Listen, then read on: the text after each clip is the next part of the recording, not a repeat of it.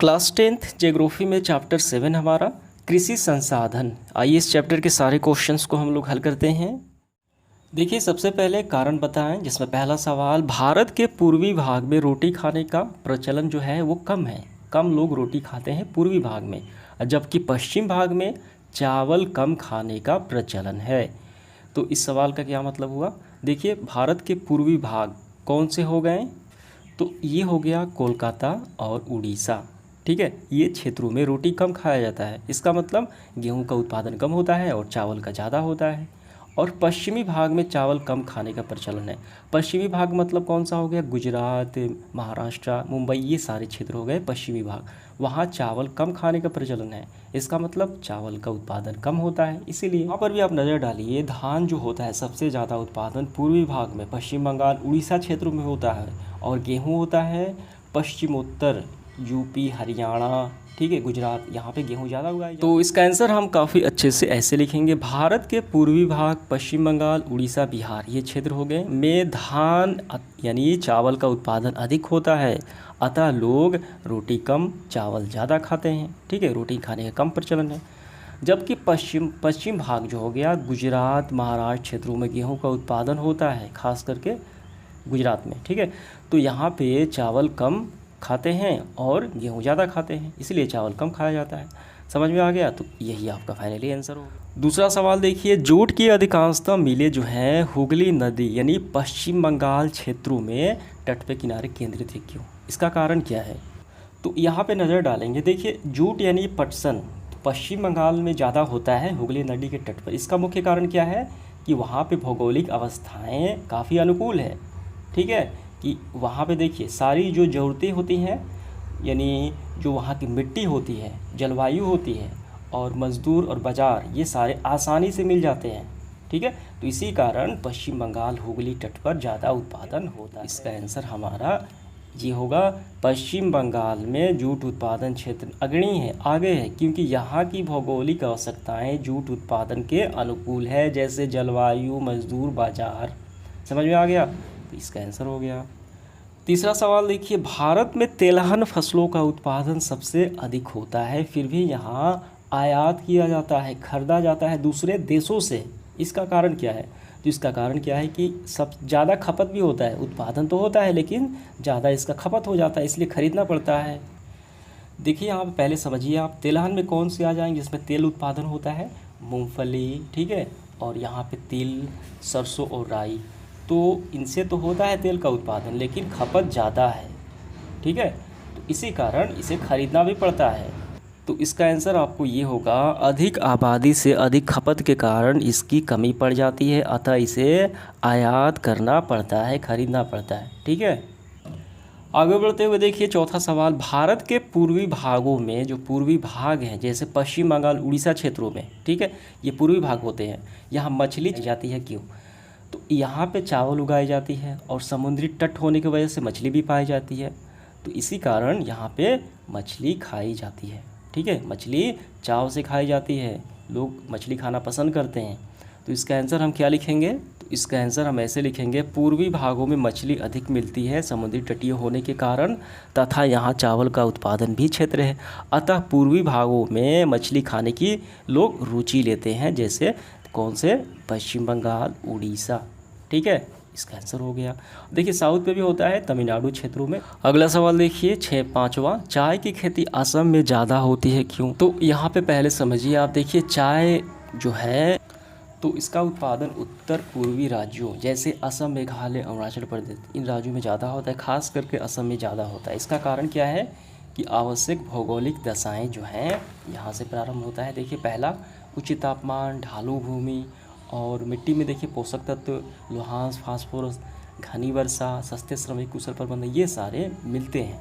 ठीक है, तो ये सारे अनुकूल हैं इसके, ये भौगोलिक दशाएं, इसी कारण चाय ज़्यादा उत्पादन होता है असम में। तो इसका आंसर हम काफ़ी अच्छे से ऐसे लिखेंगे, चाय की खेती के लिए आवश्यक भौगोलिक दशाएं जैसे मानसून यानी वर्षा, उच्च तापमान, ढालू भूमि, मिट्टी में लोहांश, फास्फोरस, पोटास की प्रधानता, तथा सस्ते श्रमिक और कुशल प्रबंधन की उपलब्धि में से चाय जो है असम क्षेत्र में अधिक उगाया जाता है।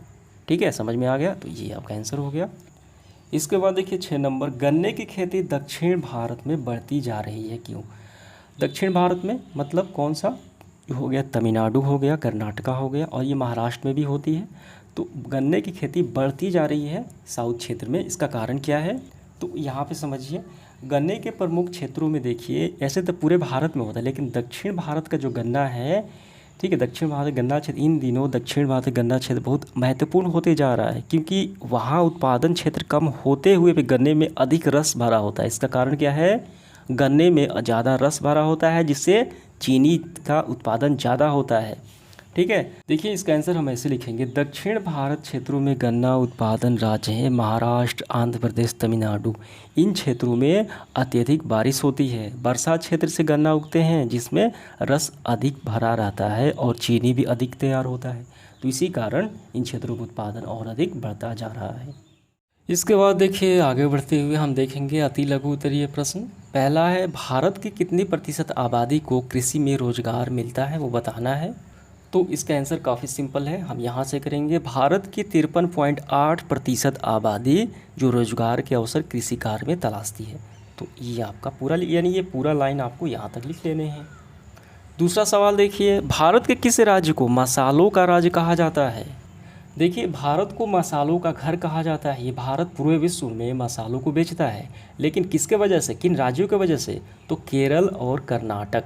तो इन राज्यों को मसालों का राज्य कहा जाता है। समझ में आ गया? तो आपका आंसर क्या होगा? आपका आंसर होगा केरल और कर्नाटक को मसालों का राज्य कहा जाता है और ये मसाले उगाए जाते हैं।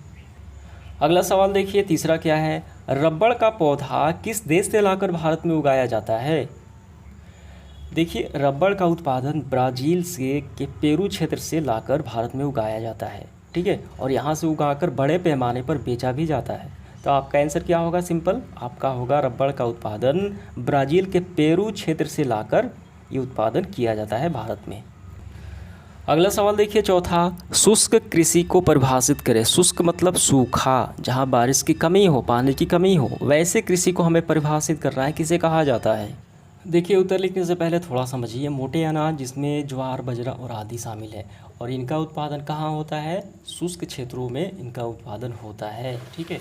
शुष्क क्षेत्र मतलब यहाँ बारिश 25 से 75 सेंटीमीटर, काफ़ी कम बारिश है, और तापमान, इतना तापमान भी कम है, ठीक है। इन क्षेत्रों में उत्पादन होता है। तो इसका आंसर हम कैसे लिखेंगे? ऐसे कृषि जो बारिश के अभाव में, कम बारिश में होती है इसका उत्पादन, उसे हम शुष्क कृषि कहते हैं। उदाहरण के तौर पे ज्वार, बाजरा और रागी। आगे बढ़ते हुए देखिए पांचवा सवाल, देहरादून का बासमती चावल किसके लिए प्रसिद्ध है? तो आपका आंसर होगा, उत्तराखंड के देहरादून का बासमती चावल अपने स्वाद और सुगंध के लिए विख्यात है। समझ में आ गया? तो ये लाइन बस आपको लिख लेने हैं। 6 नंबर सवाल देखिए, सूती वस्त्र उद्योग कृषि उत्पादन क्या है, यानी इसका कच्चा माल क्या है? सूती वस्त्र कैसे बनाए जाते हैं, किस प्रोडक्ट के द्वारा बनाए जाते हैं कच्चे माल, वो बताना है। देखिए कपास जो है सूती वस्त्र का यही कच्चा माल कहलाता है। कपास की खेती ऋग्वैदिक काल से होती है और ये सूती धागा प्रयोग में वर्णन मिलता है, ठीक है। तो आपका आंसर क्या होगा? कपास, ठीक है, कृषि उत्पाद है, और इसे सफ़ेद सोना भी कहा जाता है, उजला सोना कहा जाता है इसे। इसके बाद प्रारंभ होता है लघु उत्तरीय प्रश्न। इसकी संख्या 18 है। पहला है, भारत में कृषि के लिए कौन सी भौगोलिक सुविधाएं प्राप्त हैं? इसका क्या मतलब है? अगर हम भारत के क्षेत्रों में कृषि करना चाहें तो कौन सी भौगोलिक सुविधाएं, कौन सी जो अनुकूल सुविधाएं प्राप्त, जैसे कि उपजाऊ मिट्टी है कि नहीं, ठीक है, जलवायु कैसी है, तापमान कैसी है, ठीक है, मिट्टी की गुणवत्ता कैसी है, ये सारी देखी जाती है। भौगोलिक सुविधाएं ये सारी आ जाएंगी। तो इसका आंसर हम ऐसे करेंगे, भारत एक कृषि प्रधान देश है। भारत में कृषि के लिए निम्नलिखित भौगोलिक सुविधाएं प्राप्त हैं। पहला है, भारत में कृषि के लिए विशाल भूमि क्षेत्र है, जी बिल्कुल सही है। दूसरा है, भारत में कृषि के लिए मिट्टी उपजाऊ है, मिट्टी भी उपजाऊ है। यहाँ जलवायु अनुकूलता पाई जाती है तथा फसलों के लिए लंबा वर्धन काल पाया जाता है, लंबा समय अवधि भी पाया जाता है उगने के लिए। तो ये आपका आंसर हो गया। दूसरा सवाल देखिए, भारत किन कृषिजन्य पदार्थों का निर्यात करता है, बेचता है? किन्हीं 5 का उल्लेख करें। यानी भारत जिन जिन कृषि वाले जो खाद्यान्न पदार्थ हैं किसको वो बेचता है दूसरे देशों में, वो हमें बताना है 5। तो इसका आंसर होगा, भारत विभिन्न कृषिजन्य पदार्थों, ठीक है, या फसलों को निर्यात करता है, जैसे गन्ना, तिलहन, तंबाकू, मसाले, रबड़, ठीक ठीक है, इनका ये बेचता है दूसरे देशों में। यही इसका आंसर हो गया। तीसरा देखिए क्या है, भारत में कृषि की 2 प्रमुख ऋतुएं कौन कौन सी है, ठीक है, वो हमें बताना है, पहला सवाल। और इसी में दूसरा, और उन ऋतुओं में उगाई जाने वाली फसलें, ठीक है, किन किन अलग 2 नामों से पुकारा जाता है। तो इसका आंसर हमारा होगा, भारत में कृषि की 2 प्रमुख ऋतुएं हैं, खरीफ और रबी ऋतुएं, ठीक है, ये नाम हो गए। और खरीफ में उगाई जाने वाली फसल वो खरीफ फसल कहलाती है, और ये मानसून के आरंभ में, बारिश के सीजन, बरसात के आरंभ में उगाई जाती है, जैसे चावल का, ठीक है। दूसरा है रबी में उगाई जाने वाली फसल जो होती है वो रबी फसल कहलाती है, फसल का नाम हो गया गेहूँ, चना, और ये सर्दी के आरंभ में उगाई जाती है। ये पूरा आपका आंसर हो गया ये। चौथा सवाल देखिए, पश्चिमोत्तर भारत की प्रमुख खाद्यान्न फसल कौन सी है, वो गेहूँ है, ठीक है। उसमें जो है, और इसमें 3 सबसे अधिक उत्पादक राज्य कौन कौन से, गेहूँ के उत्पादन कौन कौन से राज्य है, पंजाब, हरियाणा और यूपी, ठीक है। और किन व्यावसायिक फसलों को खेती से होड़ लेनी पड़ती है, यानी गेहूँ को किन अन्य फसल से होड़ लेनी पड़ती है, तो कपास और गन्ने से। तो इसका आंसर हम कैसे लिखेंगे काफ़ी अच्छे से, तो इसका आंसर हमारा हो गया, पश्चिमोत्तर भारत के प्रमुख खाद्यान्न फसल गेहूँ है, उत्पादक राज्य पंजाब, हरियाणा और यूपी, ठीक है, और गुजरात भी हो सकता है। गेहूँ को गन्ना तथा कपास नामक व्यावसायिक फसल से होड़ लेनी पड़ती है, कंपटीशन लेनी पड़ती है, ठीक है, ये इसका आंसर हो गया। पांचवा है, भारत की 2 शुष्क खाद्यान्न फसलें कौन सी है, यानी सूखी खाद्यान्न फसलें, बारिश की आवश्यकता कम पड़ती है, ठीक है, और इनके प्रमुख उत्पादक राज्य हमें बताना है कौन से हैं। तो यहाँ पे आप नज़र डालेंगे, देखिए सूखी खाद्यान्न फसलें कौन सी है, ज्वार, बाजरा आदि, ठीक है, और इनका उत्पादन जहाँ बारिश कम होती है वहाँ होता है, यानी इनको 24 डिग्री तापमान होना चाहिए, 25 से 75 सेंटीमीटर वर्षा होनी चाहिए।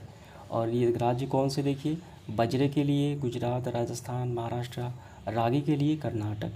तो इसका आंसर हम कैसे लिखेंगे, और देखिए ज्वार भी है इसमें, कर्नाटक, गुजरात, राजस्थान, यानी ये सेम ही है। तो इसका आंसर हमारा कैसे होगा, तो इसका आंसर हमारा इस तरीके से होगा, भारत की 2 शुष्क खाद्यान्न फसलें हैं ज्वार तथा बाजरा, ये इनके जो राज्य हैं महाराष्ट्र, गुजरात, राजस्थान, यूपी, हरियाणा, कर्नाटक क्षेत्रों में ये उगाई जाती है, ठीक है। 6 नंबर सवाल देखिए, मकई के 5 प्रमुख उत्पादक राज्य कौन कौन से हैं, यानी जो राज्य मकई उत्पादन करते हैं उनका नाम बताना है। गरीब किसानों के लिए इसका बड़ा महत्व है मकई का, कैसे, देखिए आपको आंसर पहले यहाँ से करना है। देखिए पहले उत्पादक राज्य हमें पूछा गया है, तो हम यहाँ से करेंगे। मकई के 5 प्रमुख उत्पादक राज्य आंध्र प्रदेश, कर्नाटका, बिहार, महाराष्ट्र, राजस्थान और मध्य प्रदेश, ये 6 राज्य मिलके मकई उत्पादन करते हैं। ये हो गए राज्य। अब इसके बाद ये गरीबों के लिए कैसे ये सहायक है, फिर ये लिखने के बाद फिर यहाँ से लिखना है, ये मुख्यतः भादई फसल है और 3-4 महीने में तैयार हो जाती है, कम अवधि में ये तैयार हो जाती है। रबी और धान की फसल के कटने के समय जो लंबी अवधि आती है उसके बीच में ये तैयार होती है, ठीक है, काफ़ी कम समय लेती है, अतः ये गरीब किसानों के लिए बड़ा महत्व है, कम समय में अधिक उत्पादन देती है, इसी कारण। तो समझ में आ गया, पहले ये लाइन यहाँ तक और फिर ये लाइन, ठीक है। 7वां देखिए इस क्या है, हमारे खाद्यान्न का भावी बजट टिप्पणी करना है, कि बजट कैसे बनता है सालों का खाद्य पदार्थ का, वो बताना है। तो देखिए यहाँ पे बजट दिखाया गया है, ये रहा, तो हम यहाँ से लिखेंगे, ठीक है। तो यहाँ से लिखते हुए आपको यहाँ तक कर लेना है, ठीक है पूरा। 8वां सवाल देखिए, भारत की 2 प्रमुख पेय फसलें कौन कौन सी है, पीने वाली फसलें जो हम पीते हैं, और उत्पादक के भौगोलिक दशाओं में क्या समानता है और असमानताएं मिलती हैं। काफ़ी आसान सवाल है। देखिए भारत की जो पेय फसल हैं, चाय और कॉफ़ी, कॉफ़ी को कहवा भी कहा जाता है, ठीक है, चाय और कॉफ़ी हैं, और इन चाय और कॉफ़ी उत्पादन करने में क्या समानताएं हैं, दोनों में बिल्कुल समानताएं हैं, ठीक है। जलवायु भी दोनों की सेम होनी चाहिए, भूमि की ढाल भी होनी चाहिए, और मिट्टी की जो गुणवत्ता होती है लो अंश की, वो भी दोनों की समान ही है, ठीक है, चाय और कॉफ़ी की। तो इसका आंसर हम कैसे लिखेंगे, तो इसका आंसर हमारा ये रहा, भारत का प्रमुख पेय फसल है चाय एवं कहवा यानी कॉफ़ी। इसके उत्पादन की भौगोलिक दशाओं में समानता पाई जाती है, दोनों के लिए निम्नलिखित भौगोलिक दशाएं आवश्यकता होती है। उच्च तापमान होनी चाहिए दोनों के लिए, ये दोनों बराबर है, अधिक वर्षा होनी चाहिए, ढालू भूमि होनी चाहिए, और दोनों के लिए दोमट और लेटराइट मिट्टी भी होनी चाहिए। इसका आंसर हो गया। आगे बढ़ते हुए देखिए 9 नंबर, भारत की 2 रेशेदार फसल कौन कौन सी है वो बताना है, और किसे सुनहला रेशा और किसे उजला सोना कहा जाता है। काफ़ी सिंपल है, दोनों के उत्पादन दशाओं में क्या भिन्नता पाई जाती है, ठीक है। तो इसका आंसर हमारा होगा भारत की दो रेशेदार फसल हैं जूट और कपास। कौन सी है? पहला हो गया जूट, इसे पटसन भी कहा जाता है, और दूसरा हो गया आपका कपास। और किसे कहा जाता है? देखिए इसको, यानी फिर आपको ये लाइन लिखने हैं कि जूट को सुनहला रेशा कहा जाता है, ठीक है, और कपास को उजला सोना कहा जाता है। देखिए इन दोनों के भौगोलिक जो भिन्नताएं हैं वो क्या है? तापमान है, ठीक है। जूट की खेती के लिए उच्च तापमान और जलवायु की आवश्यकता पड़ती है, ठीक है, 25 डिग्री से 35, और कपास के लिए 21 डिग्री से 33 डिग्री सेल्सियस आवश्यकता पड़ती है, ठीक है। बस यही आपको लिख लेना है। इसके बाद देखिए 10 नंबर क्या है? तेलहन फसलों के नाम हमें लिखना है। कौन कौन से तेलहन फसल है, तेल उगाए जाते हैं, और इनका उत्पादक क्षेत्र का विवरण भी देना है। तो इसका हम पहले नाम लिखेंगे। देखिए तेलहन फसल में आई जाती है खाद्य तेल, मूंगफली, तिल, राई, सरसों, नारियल प्रधानता है, और इसके उत्पादन क्षेत्र देखिए कौन कौन से? गुजरात, आंध्र प्रदेश, तमिलनाडु, कर्नाटक और महाराष्ट्र है। गुजरात सबसे ज़्यादा उत्पादन करता है तेलहन का, ठीक है। तो इस तरीके से आपको लिख लेने हैं। 11 नंबर देखिए, किस तेलहन फसल का उत्पादन भारत सबसे विश्व में आगे है, भारत बेचता है, ठीक है, और इसके महत्वपूर्ण उत्पादन क्षेत्र भी हमें बताना है। तो अभी हमने देखा मूंगफली जो है, विश्व में मूंगफली उत्पादन में भारत प्रथम स्थान है, ये तेलहन फसल है, ठीक है। तो आपको लिखना है मूंगफली विश्व, आपको आंसर ऐसे लिखना है, विश्व के मूंगफली उत्पादन में भारत का प्रथम स्थान है मूंगफली उत्पादन में, ठीक है। और इसके उत्पादक राज्य देखिए यहाँ से यहाँ तक कर लेना है, पहले ये लाइन, ठीक है, यहाँ तक, फिर ये लाइन, ठीक है। 12 नंबर देखिए क्या है सवाल? किन राज्यों के तटीय क्षेत्र गरम मसालों की खेती के लिए प्रसिद्ध है, ठीक है। प्रमुख मसालों के नाम हमें लिखना है। तो आपको पहले ऐसे लिखना है, देखिए मसालों के लिए प्रमुख उपज मुख्य रूप से केरल और कर्नाटक के मालाबार तटीय क्षेत्रों में होती है। हमने तटीय क्षेत्र बता दिया, अब इस मसालों के नाम हम लिखेंगे, जिनमें से मसाले हैं, ये पूरा लिखते हुए कौन कौन से हैं यहाँ तक, ठीक है, समझ में आ गया। 13 नंबर देखिए क्या है? रोपण कृषि से क्या समझते हैं, ठीक है। आइए इसका आंसर हम लिखते हैं। देखिए व्यावहारिक दृष्टि से फसल उगाई जाती है जो रोपण कृषि कहा जाता है। पहले आपको ये लाइन लिखना है। देखिए इसमें व्यापार, रोपण और व्यापारिक कृषि, इसमें व्यापार और ख्याल से झाड़ीनुमा पौधे लगाए जाते हैं, एक बार लगाने से उस वर्षों तक उत्पादन किया जाता है। यहाँ तक हो गया। फिर यहाँ तक लिखने के बाद फिर आपको यहाँ से करना है। उत्तर पूर्वी भारत के पहाड़ी ढालों और नीलगिरी के चाय की खेती, दक्षिण भारत की कड़मंग पहाड़ियों पर गर्म मसाले की खेती रोपण कृषि के अंतर्गत आती है। यहाँ तक हो गया, समझ में आ गया किसे कहा जाता है। इसके बाद देखिए 14 नंबर, हरित क्रांति क्या है? कृषि उत्पादन में अत्यधिक जो हाइब्रिड बीज हैं, रासायनिक खाद हैं के प्रयोग से, ठीक है, अधिक मात्रा में फसलों का उत्पादन हरित क्रांति कहा गया है, जो ये गेहूँ उत्पादन में सबसे ज़्यादा प्रभावी हुआ। तो इसका स्क्रीनशॉट में लगा देता हूँ, वहीं से आपको कर लेने हैं हरित क्रांति। इसके बाद 15 देखिए, ऑपरेशन फ्लड क्या है? ऑपरेशन फ्लड जो है दूध उत्पादन में वृद्धि के लिए ये ऑपरेशन अपनाई गई थी, ठीक है। तो यहाँ से यहाँ तक आपको कर लेने हैं। 16 नंबर देखिए क्या है? भारतीय कृषि को मानसून किस ढंग से प्रभावित करता है? तो इसका आंसर देखिए, कृषि पर मानसून का प्रभाव आपको इसी में से थोड़े से यहाँ तक कर सकते हैं। आप छोटा करना चाहें तो इसमें से आप कुछ पॉइंट को हटाकर लिख सकते हैं, ठीक है। तो देखिए भारतीय कृषि मानसून पर डिपेंड होती है, इसे मानसून के साथ जुआ भी कहा जाता है। अगर बारिश होती है तो अच्छी होगी, नहीं होगी तो फसल नहीं होती है, ठीक है। तो ये पूर्णतः बारिश पर ही डिपेंड करती है।